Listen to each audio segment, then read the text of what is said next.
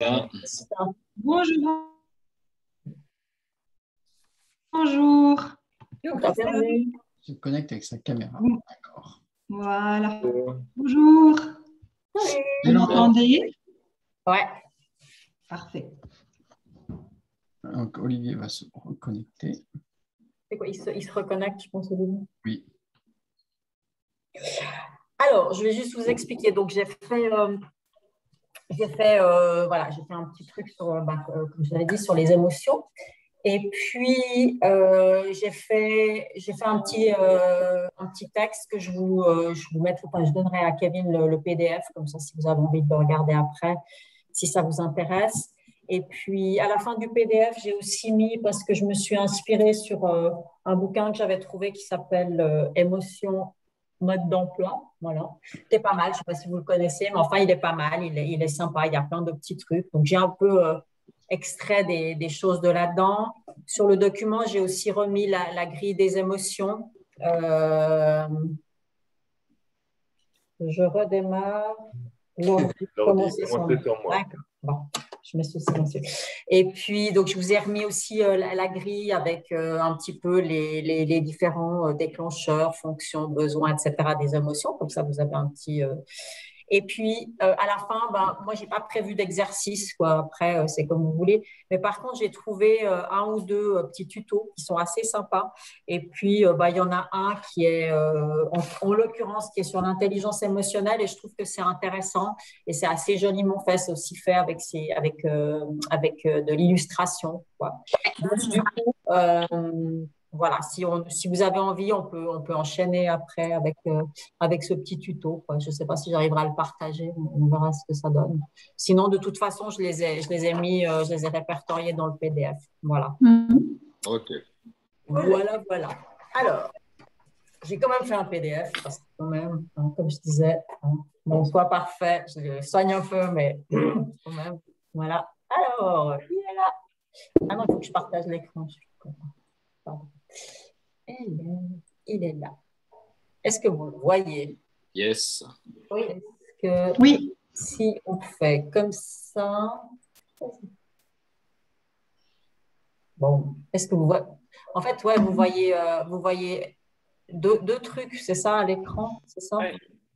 Bon, On a donc pas les plein l'écran, émotions, ouais. on s'en fout. Voilà. Allez, on y va. D'accord. Donc en fait, il y a, comme vous le savez, il y avait à un certain moment, il y avait 7 émotions, après 6, etc. Maintenant, vraiment, les émotions, on va dire, de base, les 4 émotions de base sont donc, évidemment, vous le savez, la joie, la colère, la tristesse et la peur. Donc, ces émotions, elles sont vraiment des indicateurs qui sont absolument indispensables, je vais me calmer, dans notre quotidien pour nous permettre en fait d'avancer, hein, avec autant que ça nous protège aussi, mais ça nous permet aussi d'avoir une forme d'évolution personnelle. C'est vraiment ce que je nommerais des radars très, très puissants pour comprendre en fait l'autre et aussi les situations des fois dans lesquelles on se trouve. Et c'est des moteurs qui permettent de mobiliser en fait une énergie pour souvent résoudre un problème. Ça émane du corps, mais voilà, ça nous donne vraiment une information qui est primordiale.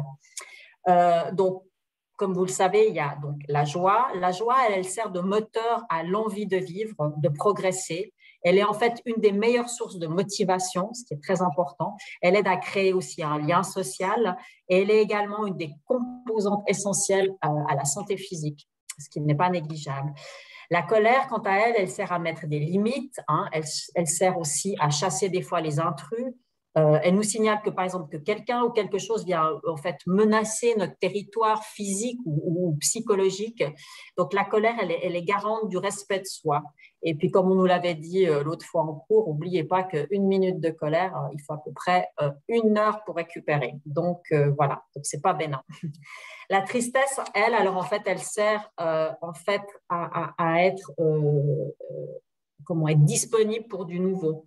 La tristesse, elle permet de clore une période de notre vie, par moment, à tourner une page, à vraiment réécrire un nouveau chapitre. Elle est appropriée absolument pour chaque deuil, que ce soit donc par exemple d'une situation XY qu'on vit ou évidemment d'une personne.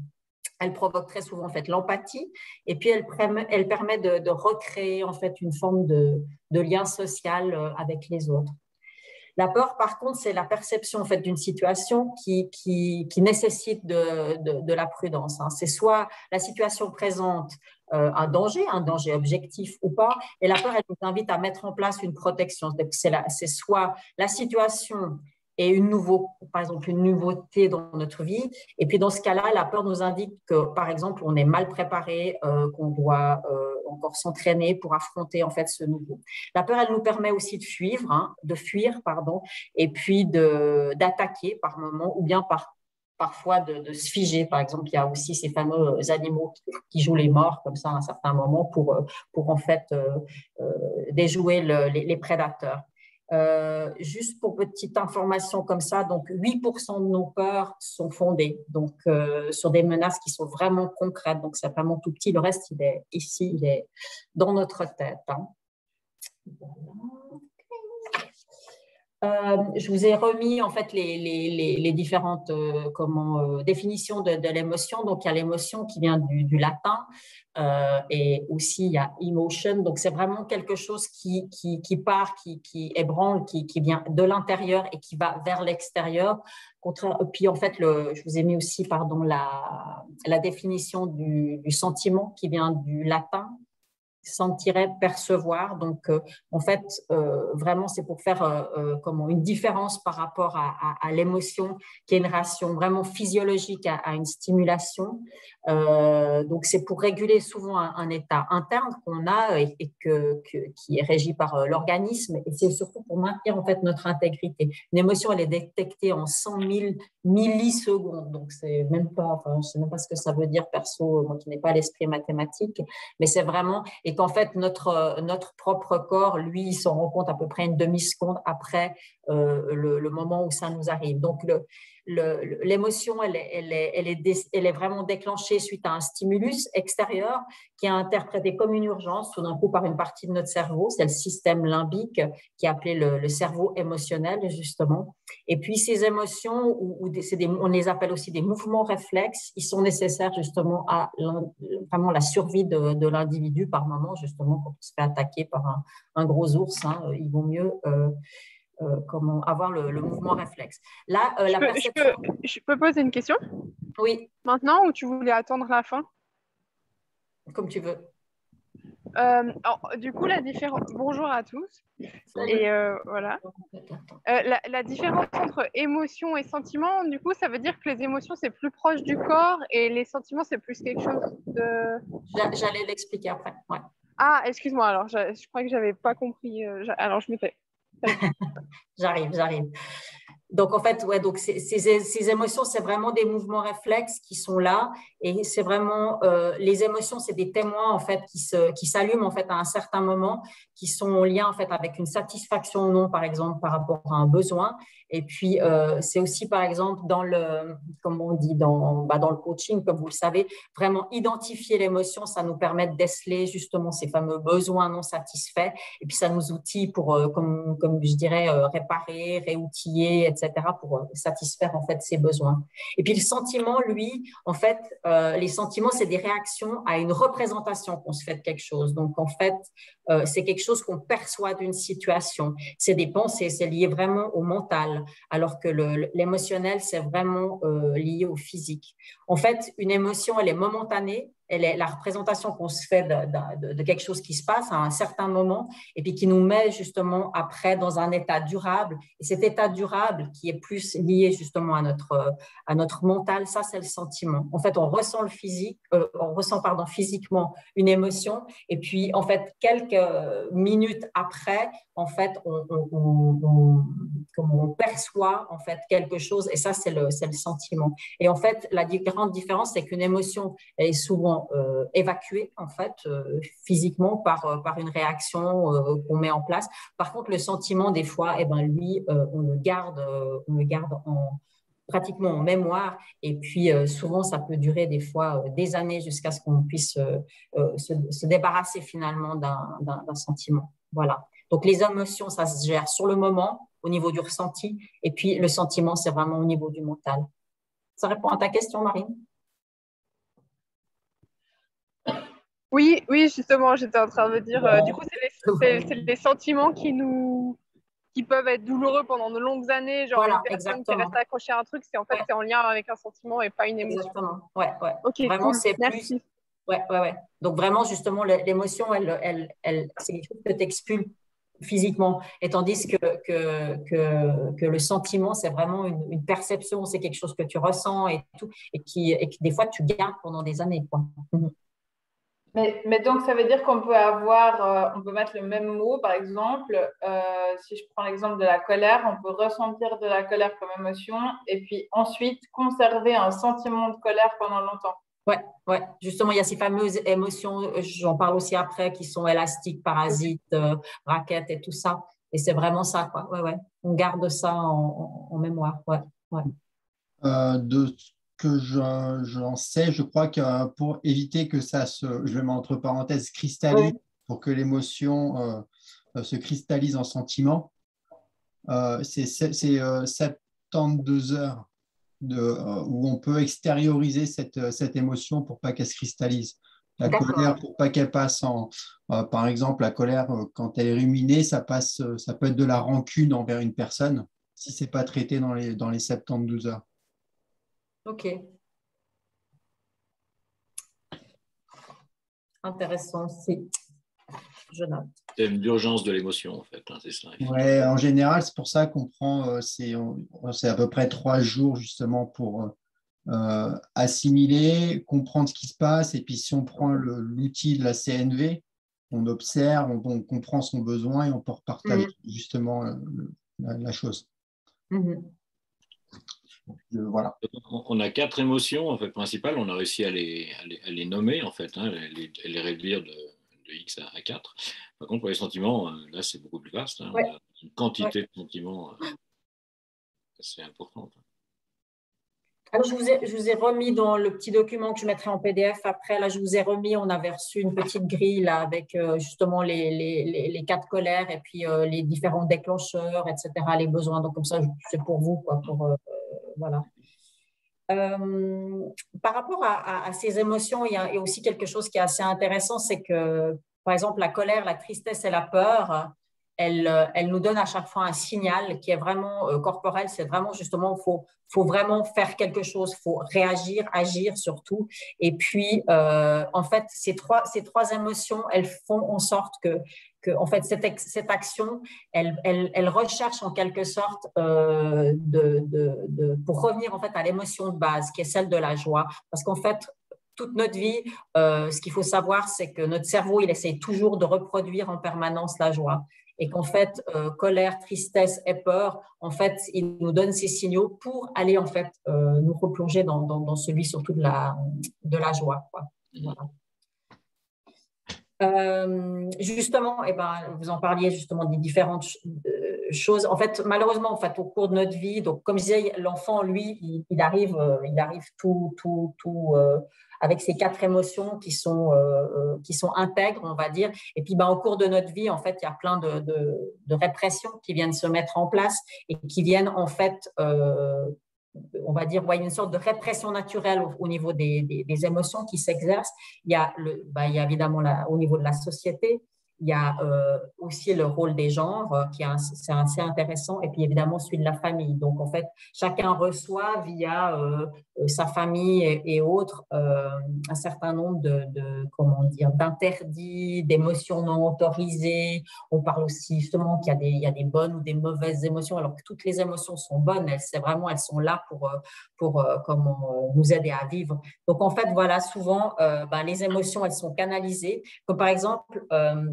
la joie, on voit que la joie, ce qu'il y a d'intéressant, c'est qu'il y a, par exemple, il y a des grands événements comme justement, je sais pas moi, des festivals, aller en boîte de nuit, ou je sais pas quoi, ou des mariages, ou des choses comme ça, ou le carnaval. C'est vraiment comme des événements qui sont créés pour que les gens puissent exulter, puissent vivre la joie. Parce qu'en fait, on se rend compte que dans la société, en règle générale, on est quelqu'un qui tout à coup exulte et puis dans la joie, on trouve ça un petit peu incongru, un petit peu immature. On se dit, qu'est-ce qu'il a ou qu'est-ce qu'elle a celle-là, enfin bref. Donc en fait, il y a des espèces aussi dans notre société, des espèces d'événements qui sont mis en place, comme par exemple, je sais pas, les grandes commémorations qui font des des deuils nationaux, par exemple. Ça aussi, c'est là pour laisser sortir la tristesse. Donc, on se rend compte qu'il y a dans la société certain nombre d'événements qui sont mis en place pour aider les gens finalement à pouvoir sortir leurs émotions.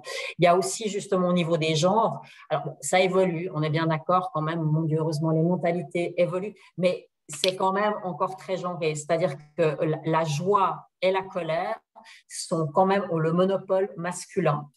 Et la tristesse et la peur sont le monopole féminin. Et c'est assez intéressant, justement, quand je lisais ce petit livre, elle donne des exemples, et c'est vrai, quoi, parce que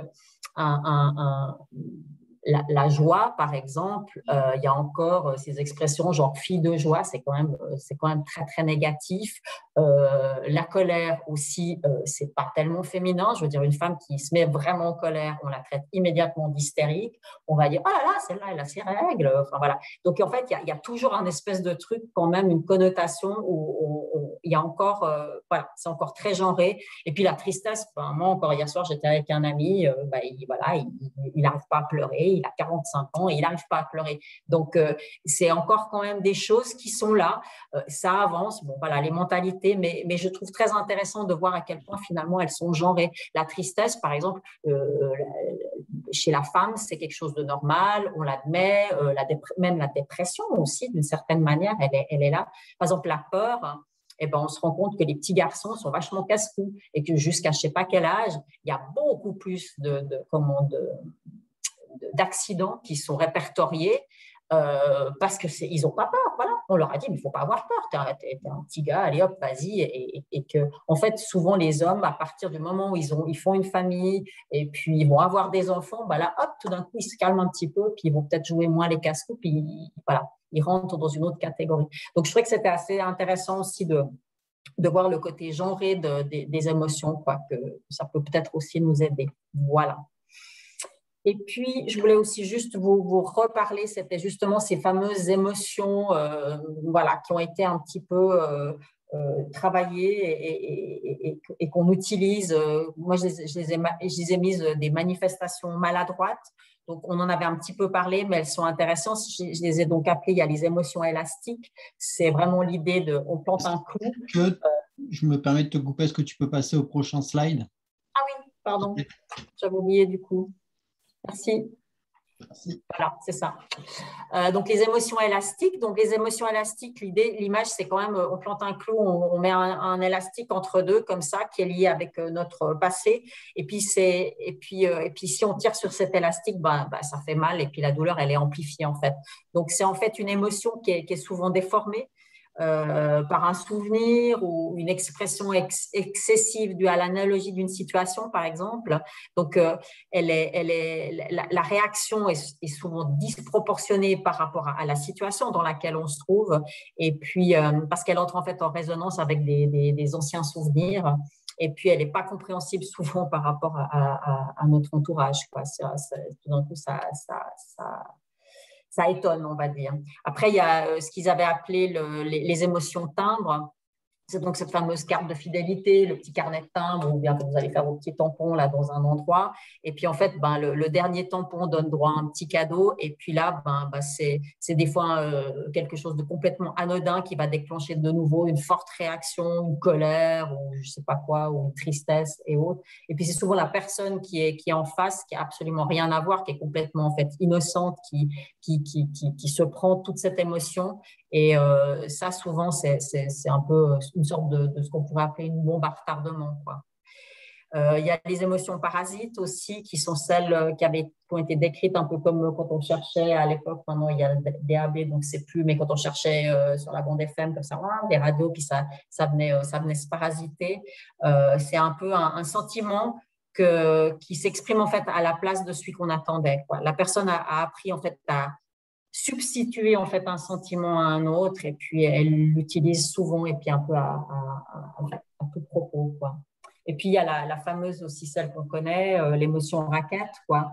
Et cette émotion de substitution, C'est vraiment quelque chose qui est souvent répété, qui en fait qui est souvent là parce qu'elle a été. On se rend compte que c'est en fait des fois dans les familles quand justement il y a une répression au niveau de pouvoir comment enfin, montrer ses émotions, pardon.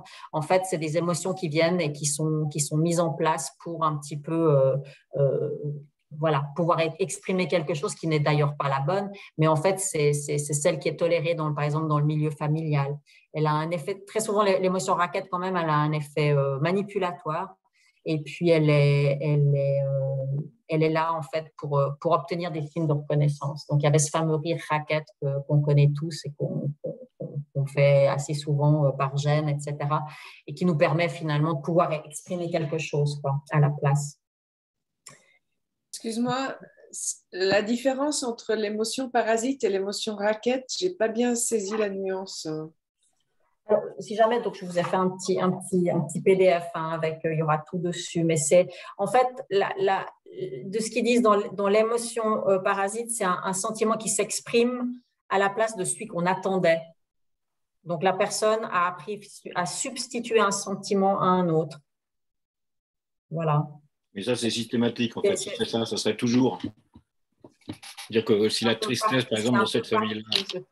Tandis que, en fait, l'émotion raquette, c'est un peu, ils disent ça. Alors, je vous lis toute la description que j'ai mis dans mon texte. C'est tel des gangsters, nous avons des armes infaillibles. Ça, c'est pour raquette. Hein. Nous avons des armes infaillibles pour obliger les autres à nous obéir. Donc, elle est plus.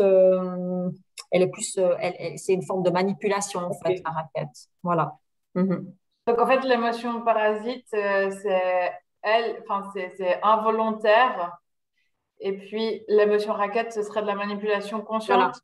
Voilà. Ouais, exact.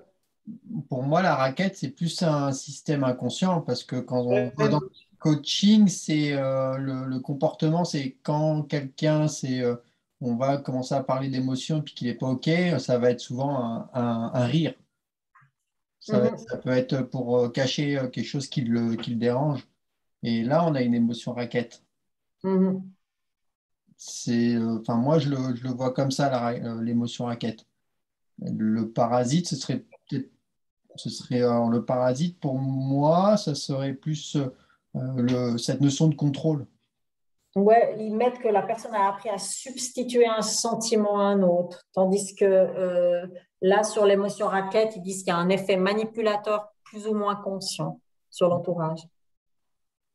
Donc, une parasite, j'imaginerais, c'est pour bien comprendre, c'est que imaginons une famille dans laquelle la tristesse serait malvenue ou pas acceptée.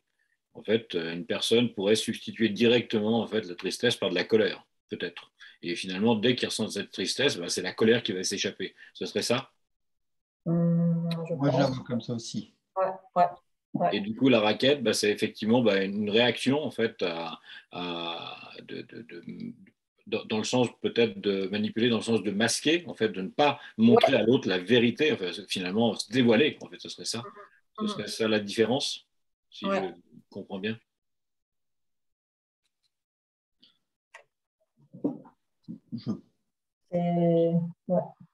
Je suis désolée, je regarde un peu mes notes, mais oui, je pense que c'est ça, exactement. Il y a vraiment un effet de substitution qui est conscient par rapport au parasite, tu vois. Tu substitues un sentiment à un autre, tandis que le raquette, c'est vraiment plus, tu sais que, par exemple, justement, dans telle famille, il n'y a pas lieu de montrer la colère, je sais pas, n'importe. Donc, voilà, il y a cette expression émotive, quoi, qui revient, qui est répétitive, quoi. Et qui est la seule, parce qu'elle est tolérée. Parce que justement, quand tu rigoles, par exemple, celle-là, elle est tolérée. L'émotion joie, elle est tolérée. Et puis, elle est dans l'environnement familial, par exemple. Exact. Les mêmes membres d'une famille pourraient peut-être réagir de la même manière, justement. Et moi, j'ai l'impression, quand on regarde la terminologie, raquette, c'est un peu un truc qui ramène à soi, où il y a une sorte de négociation, comme tu dis, plus ou moins consciente, et c'est retour vers soi. Et parasite, moi, dans ce que j'entends dans le mot parasite, c'est un truc genre que tu n'as pas prévu et puis qui se pointe le bout de ton nez. Est-ce que je suis à côté de la plaque ou pas?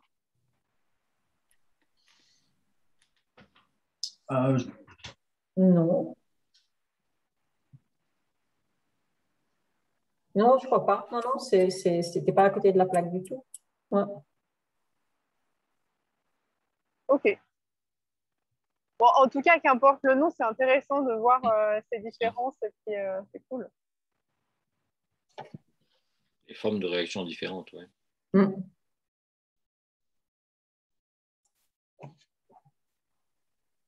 Tu as des exercices pour nous, Dominique? Non, j'ai pas d'exercice. Juste, attends, je veux juste que. Hop.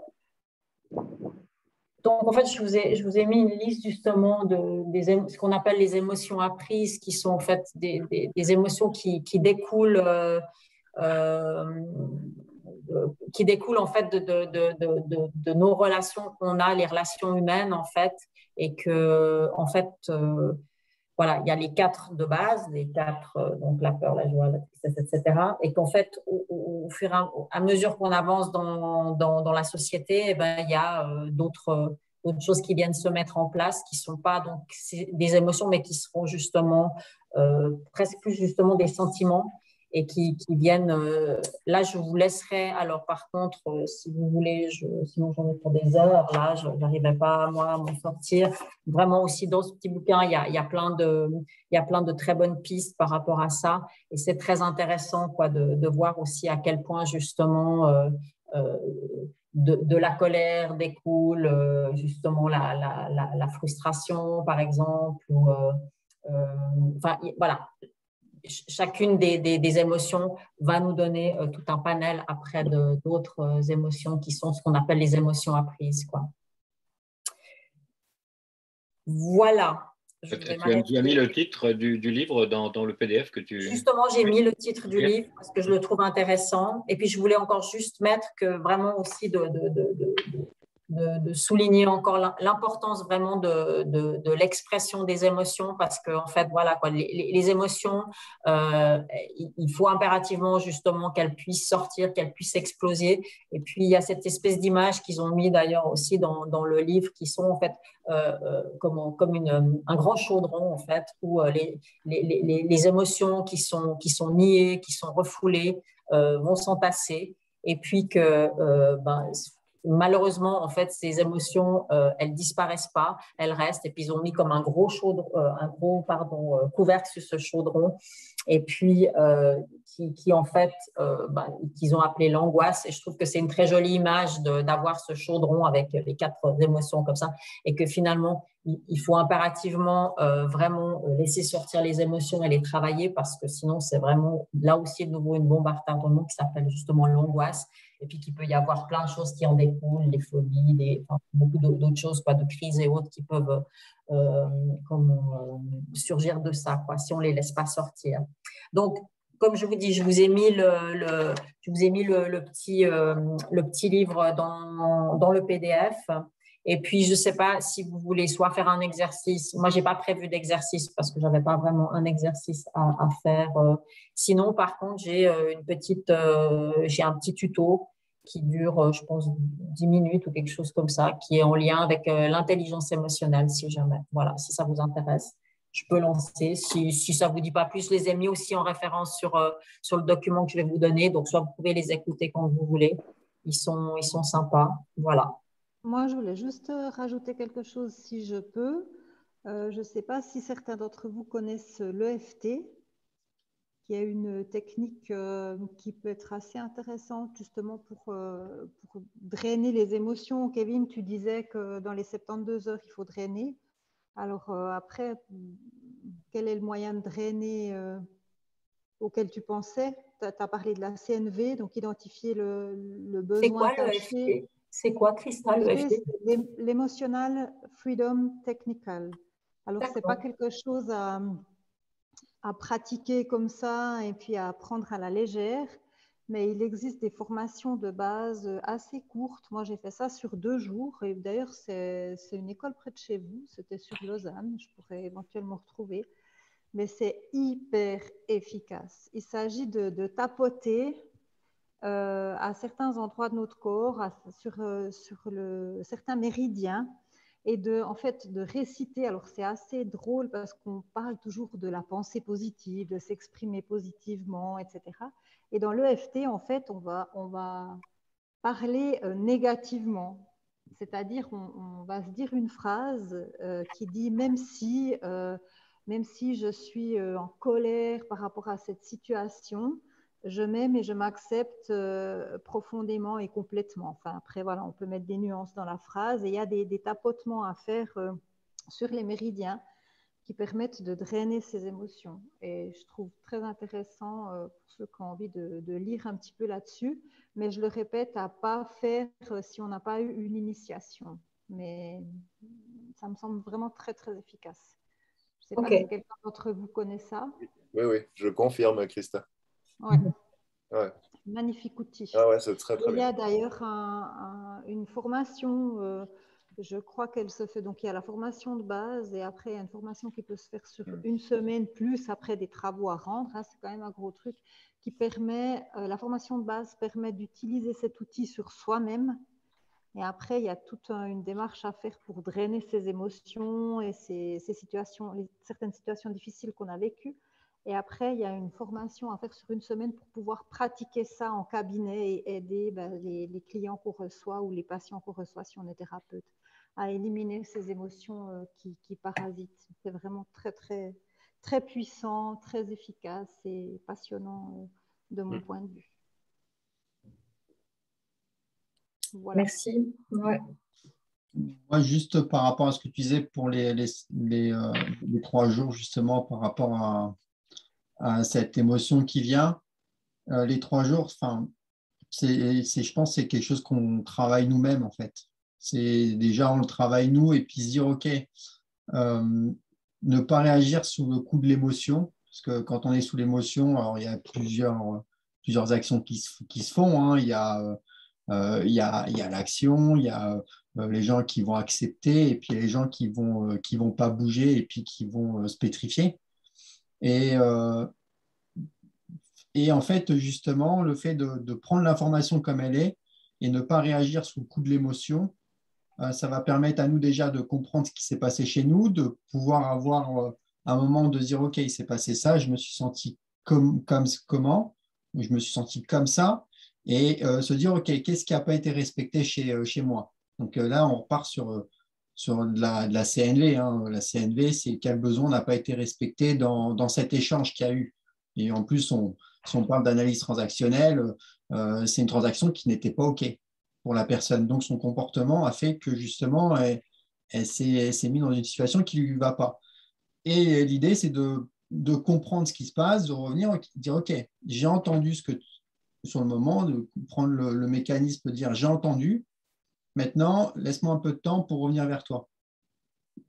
En termes de management, moi, c'est ce que je fais.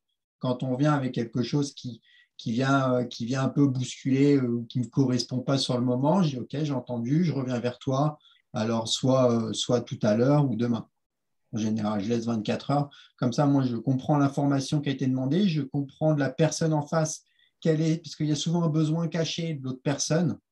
Donc là, on est en AT. Hein. Il y a un besoin qui est caché de l'autre personne, c'est de comprendre son besoin profond et comprendre aussi le mien qui n'a pas été respecté. Et OK, moi, je ne me suis pas senti respecté là, mais si j'écoute l'autre, c'est ça. OK, qu'est-ce que je peux dire comment je peux apporter la chose pour que moi, j'ai plus cette émotion qui reste et qui se transforme en sentiment de dire OK, je me suis senti, c'était pas cool, à quelque chose qui va être constructif pour les deux. Dire OK, maintenant, je te montre le signe de reconnaissance qui est j'ai entendu ce que tu as dit et je te propose une solution à deux. Et je te partage justement quelque chose par rapport à ce que j'ai vécu.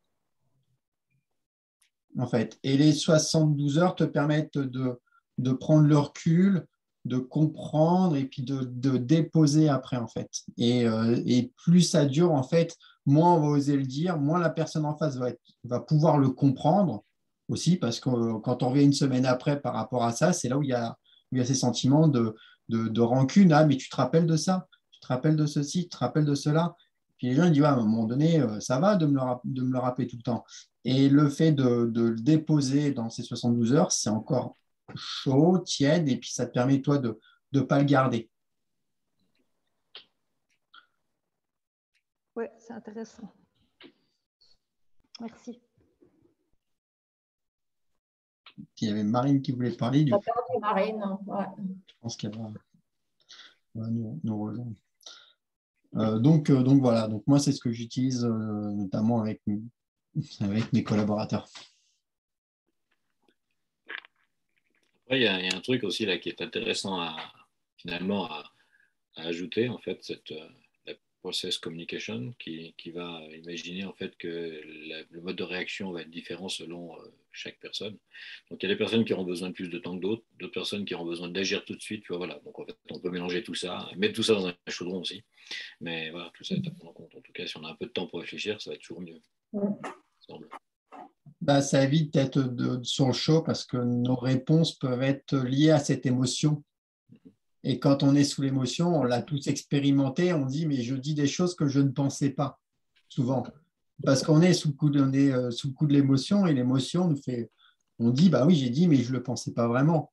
Alors on le pensait mais peut-être pas dit de la même manière en fait. Il y a quelque chose qui nous a touchés dans le fond. Et se laisser le temps, c'est de pouvoir aussi accepter ou dire ok, il y a eu ça et comment moi j'ai envie de déposer la chose. Ça me fait penser au stop feel go dont Adeline parlait la dernière fois. Un peu ça. Mm-hmm. Mais c'est vraiment, je pense que c'est quelque chose d'assez. Moi, je l'expérimente encore. C'est pas toujours facile quand j'ai des collaborateurs qui viennent et puis qui me claquent quelque chose qui n'est pas forcément agréable sur l'organisation ou quoi aux caisses. Je dis OK. Alors, j'entends ce que tu me dis. Je reviens vers toi demain. On en reparle demain. Comme ça, on regarde pour trouver une solution jusqu'à demain. Et puis, je me suis rendu compte par ce biais-là, en fait, moi, je ne rentre pas dans une dynamique de tyran, souvent, parce qu'on a tendance, exactement, on a tendance à... Il y a l'ego qui revient derrière, en disant, des fois, c'est comme ça et c'est pas autrement. Mais quand quelqu'un vient déposer quelque chose, c'est que bah, ça touche cette personne profondément, mine de rien, s'il vient te le déposer. Donc, la moindre des choses, c'est d'écouter, d'entendre. Et je me suis rendu compte que bah, les gens avec qui je travaillais pouvaient me déposer des choses. Ils me les déposent maintenant de plus en plus, mais différemment. Et avec plus de bienveillance. Il y a OK, et en proposant une solution tout de suite. Et pour l'équipe, et alors justement, il y a quelque chose qui fait que, un, ils se sentent écoutés, deux, ils se sentent reconnus dans leurs émotions, dans qui ils sont, et la dynamique vraiment dans l'échange qu'on a avec les gens, ça, moi, je trouve ça formidable, quoi. Est-ce que je peux vous mettre un petit moment la vidéo qui je trouve, voilà, ça vient un peu en complément de ce que j'ai dit et je la trouve. Est-ce que vous voyez? Qu'est-ce que vous voyez? Vous la voyez en plein écran, là, du coup? Oui, maintenant, oui. Oui, c'est bon. Alors, on va voir. Est-ce que vous entendez? Vous entendez? Non, moi, je n'entends pas. Non. Donc, ça veut dire qu'il y a un problème. Donc, il faut faire quelque chose.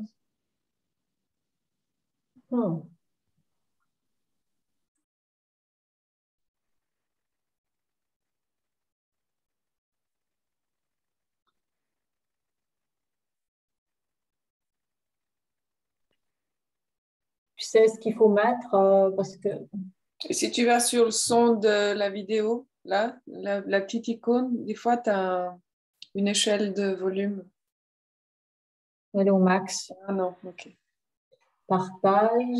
Mettre le partage. Je sais que sur Teams, tu dois mettre en même temps que tu fais. Ah, partager l'audio. Peut-être que c'est ça. On va essayer. Vous me dites si vous entendez.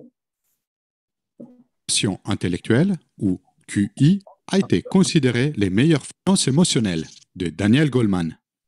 Pendant très longtemps, les quotients intellectuels, ou QI, a été considéré les meilleurs facteurs permettant de prédire les succès scolaires d'abord et professionnels ensuite. Mais juste avant les années 2000, Plusieurs études ont montré qu'une vision uniquement intellectuelle des capacités d'un individu n'est pas suffisante pour expliquer les niveaux de performance à l'école et sur les lieux de travail. En réalité, les quotients intellectuels ne pèsent que 20% dans l'atteinte du succès. Les 80% restants dépendent d'autres facteurs, comme l'éducation, le contexte social, notre caractère. Parmi ces facteurs, l'intelligence émotionnelle joue un rôle de premier plan. Les capacités intellectuelles permettent de maîtriser les enjeux cognitifs requis par une activité. Mais d'autres habiletés sont nécessaires pour mener à bien un projet, spécialement quand pour atteindre les résultats attendus, il est nécessaire de coopérer avec d'autres personnes. Dans son livre « Intelligence émotionnelle », Daniel Goleman démontre, à travers une longue série d'études psychologiques, l'importance de savoir analyser et contrôler ses sentiments et ses émotions, ainsi que ceux des autres, afin de vivre une vie réussie. Si les habiletés cognitives peuvent avoir une forte base génétique, les compétences émotives s'apprennent avec l'expérience. Tout le monde a le potentiel de maîtriser ses émotions. Le problème est que cet apprentissage, surtout lors de l'enfance quand il est le plus puissant, est très souvent laissé au hasard. Le rôle principal d'une émotion, d'un point de vue biologique, est de favoriser la réalisation d'une action. Chaque émotion impulse une certaine action de manière instinctive dans les animaux et les enfants. L'être humain adulte est la seule exception en nature capable de séparer une émotion donnée de la réaction associée. Les réactions physiologiques aux émotions favorisent certaines actions en conséquence. Avec la colère, plus de sang va dans les mains, ce qui permet de lutter avec plus de force. La fréquence cardiaque augmente et l'adrénaline génère une poussée d'énergie pour permettre une action vigoureuse. Avec la peur, les sangs quittent le visage pour se concentrer dans les gros muscles des jambes, ce qui facilite la fuite. En même temps, le corps frise juste un instant. Le temps de déterminer si c'est caché pourrait être une meilleure réaction. Avec le bonheur, l'activité accrue du cerveau augmente l'énergie disponible et inhibe les pensées négatives. Le corps ressent un apaisement général ainsi que du désir et de l'enthousiasme à réaliser la tâche en cours. Une meilleure compréhension du fonctionnement du cerveau a permis d'expliquer le rôle central des émotions dans les comportements humains. Le cerveau peut être modélisé en 3 parties qui sont apparues successivement dans les processus évolutifs. La plus ancienne, le cerveau reptilien, régule les fonctions vitales comme la respiration et le métabolisme. Ce cerveau primitif ne pense pas et n'apprend pas. Il exécute automatiquement des actions qui assurent la survie. Ensuite, l'amygdale, le centre qui gère les émotions, a émergé dans les cerveaux des êtres les plus évolués. Cette partie associe les émotions et les réactions physiologiques, ce qui permet de réaliser rapidement une action appropriée selon les informations sensorielles disponibles. Et pour terminer, les néocortex, la partie qui gère le raisonnement, s'est développée et de manière très prononcée dans les êtres humains. La capacité du néocortex à penser long terme augmente sensiblement la capacité d'un organisme à survivre à l'adversité. On peut donc bien dire que nous avons 2 cerveaux et 2 types d'intelligence, une rationnelle et l'autre émotionnelle. Notre capacité à prendre de bonnes décisions, à choisir des bonnes actions face à une situation donnée, dépend de notre capacité à bien utiliser ces 2 intelligences. L'intellect ne peut pas fonctionner au maximum de son potentiel sans l'intelligence émotionnelle, et vice-versa. Les circuits du cerveau sont ainsi faits que l'information en provenance de nos sens, la vue, l'ouïe, le toucher, traverse d'abord l'amygdale avant d'arriver au néocortex. Et les signaux générés par l'amygdale sont plus rapides dans la transmission aux autres parties du cerveau. C'est pour cette raison que la réaction émotive est la toute première réponse aux stimuli extérieurs, avant que le néocortex ait eu le temps d'analyser rationnellement ces informations et choisir un comportement plus réfléchi. Plus la réaction émotive est forte, plus les signaux émis par l'amygdale sont rapides et intenses, et plus le fonctionnement du néocortex est inhibé. C'est pour cette raison que quand nous sommes submergés par l'émotion, nous réagissons immédiatement, d'instinct, incapables de réfléchir, et que nous risquons de regretter nos actions ou nos mots par la suite. Ce fonctionnement du cerveau qui prime la réponse émotive, plus rapide, par rapport à la réponse rationnelle plus nuancée mais plus lente, représente un avantage certain dans un milieu hostile où notre survie est constamment menacée. C'est un excellent fonctionnement que la nature a mis au point tout au long de notre évolution. Par contre, dans un monde où les risques immédiats à notre sécurité sont très rares, comme c'est le cas dans la vie moderne, les inconvénients de ces fonctionnements instinctifs dépassent souvent les avantages. Les interactions interpersonnelles jouent désormais un rôle essentiel et permanent. La capacité à reconnaître et réguler nos émotions, l'habilité à comprendre les émotions des autres et s'adapter, en bref, l'intelligence émotionnelle, sont devenues des compétences fondamentales. La capacité à reconnaître ces émotions et à comprendre qu'il est possible, et parfois avantageux, d'inhiber les réactions instinctives est une compétence que l'on développe pendant toute notre enfance. Il s'agit d'un processus très long qui continue en même temps que le développement du cerveau. Cet apprentissage s'avère plus simple et rapide jusqu'à l'adolescence, puisque nos réflexes automatiques ne sont pas encore très ancrés. Mais il est tout à fait possible de cultiver et améliorer son intelligence émotionnelle tout au long de sa vie. On peut identifier 5 domaines principaux dans les compétences émotionnelles. Au début d'une histoire d'amour, nous pensons que l'amour est suffisant pour nous faire traverser l'existence. Reconnaître ses émotions au moment où elles se produisent est la clé de l'intelligence émotionnelle. Tant que nous sommes incapables de remarquer et comprendre nos sentiments, nous restons à leur merci. Au contraire, si nous sommes certains de nos émotions, nous pouvons prendre de meilleures décisions dans notre vie. Gérer ses émotions, ce qui permet de se calmer, de se débarrasser de l'anxiété et de l'irritabilité. Les personnes qui n'arrivent pas à gérer leurs sentiments ressentent constamment de la détresse. Ceux qui excellent dans cette compétence savent rebondir très rapidement après un échec. Se motiver. La capacité à canaliser ses émotions est essentielle pour poursuivre des objectifs ambitieux. Cela facilite l'attention, la maîtrise de soi et la créativité. Les personnes capables de retarder la gratification et contrôler leur impulsivité sont plus productives et plus performantes. Reconnaître les émotions des autres, qui est la base des compétences relationnelles. Les personnes empathiques sont plus sensibles aux signaux sociaux subtils qui indiquent les besoins et les souhaits des autres. Cette compétence est un vrai atout dans des professions comme l'enseignement, la vente et le management. Maîtriser ses relations. L'art des relations s'appuie en grande partie sur l'habilité à gérer les émotions des autres. Le leadership et l'efficacité interpersonnelle sont la conséquence de cette capacité. Les quotients intellectuels et l'intelligence émotionnelle ne sont pas des compétences opposées. Elles sont plutôt des compétences distinctes. Si les habiletés cognitives sont en grande partie les résultats de la génétique, les compétences émotionnelles sont plutôt le fruit de l'expérience et de l'apprentissage. Dans vos interactions avec les autres, voici une approche en 6 étapes qui est très efficace pour apprendre à gérer vos impulsions. Même si elle est pensée pour des jeunes enfants, son efficacité est assurée à tout âge. Feu rouge. Arrêtez-vous, calmez-vous et réfléchissez avant d'agir. Feu jaune. Exprimez les problèmes et comment vous le ressentez.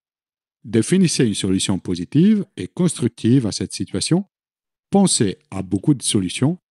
Réfléchissez aux conséquences de chaque solution. Feu vert. Allez-y. Essayez les meilleurs plans. L'intelligence émotionnelle représente un pilier essentiel pour le développement du caractère et de la personnalité de chacun. 2 éléments indispensables pour une vie sociale réussie. Ignorer ses émotions et tout miser sur ses habiletés intellectuelles exclut une partie puissante de notre cerveau de notre prise de décision et empêche de construire des relations interpersonnelles efficaces. De la même manière, se laisser emporter par ses émotions sans apprendre à les maîtriser limite nos actions à une réaction immédiate, sans tenir compte des conséquences à long terme. Cultivez régulièrement votre intelligence émotionnelle. Dans un monde de dépendance interpersonnelle très complexe, cette compétence représente un atout essentiel pour votre réussite personnelle et professionnelle. Quelles sont vos stratégies pour comprendre et maîtriser vos émotions? Comment ces compétences vous aident dans vos relations avec les autres? Laissez un commentaire ci-dessous. Vous pouvez soutenir la production de Mind Parachutes en faisant une donation. Voilà. Est-ce que tu as téléchargé le PDF de fin, là, avec l'image, avec tous les petits... Non. Non, ok. Mais je vous ai mis les liens et je vous ai mis un autre qui s'appelle Maîtriser vos émotions, qui est pas mal aussi. Voilà. Ok. il explique bien que on n'est pas, nous ne sommes pas nos émotions, quoi. Je trouve aussi assez bien comme voilà. Ouais. Ok, merci beaucoup. Puis je vais faire un petit PDF, donc je vous envoie tout ça. Voilà, c'est tout pour moi. Merci. Merci beaucoup. C'est Dominique. Merci. Merci, Dominique. Ça m'a fait penser à une chose, les plans d'action qu'ils mettaient, ça m'a fait penser Oui. au teachback des neurosciences. Et puis le rouge, orange et vert, c'est tellement aussi dans le processus de ça, mais aussi simplement quand on fait dans le gros, quoi, quand on est dans les actions. La CNV, exactement. On appelle ça de manière différente. Il y a des petits habillages différents là, mais finalement à la fin. Mais ils sont pas mal, là, il y a tout un. Donc, celui qui fait ces vidéos, il y en a des pas mal. J'en ai écouté un l'autre soir sur l'assertivité aussi, qui est pas mal, par exemple. Enfin, il y en a plein d'autres, quoi, si jamais. Il a des. C'est une super chaîne. Il fait beaucoup de vulgarisation. Moi, je suis fan. Tu connais Oui, j'adore cette chaîne. Il fait de la vulgarisation d'ouvrages de développement personnel. Aussi. Et c'est que des petites vidéos comme ça sur 5, 10, 15 minutes, avec chaque fois des schémas, puis à la fin des fiches récapitulatives, je vais dire, pardon. Donc, n'hésitez pas, si vous êtes intéressé, c'est vraiment hyper cool. Et tu peux te faire ça à ta pause de midi, tu te fais une petite pause snack, une petite vidéo entre deux. Moi, je fais ça, c'est génial. Et effectivement, sur sa page, il y a les PDF. C'est vraiment cool. Donc, si vous êtes. Je vous ai mis les liens entre ces deux. Ouais, c'est vraiment. Un parachute, c'est vraiment, vraiment très cool. Ouais.